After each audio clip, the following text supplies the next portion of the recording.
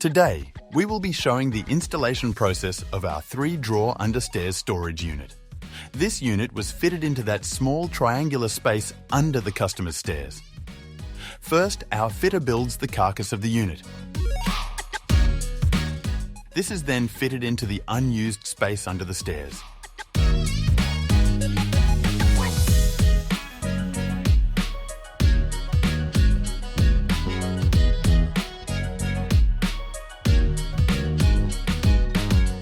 Our fitter then creates the drawers for the unit.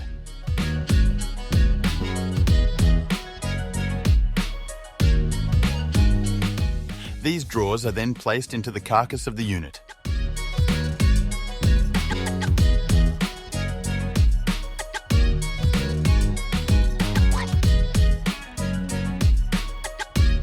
Followed by the drawer faces.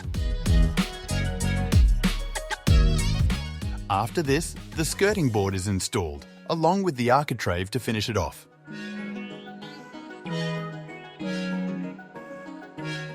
You can see just how much household items can be stored in the drawers, from shoes, biking gear, school supplies to soft drinks.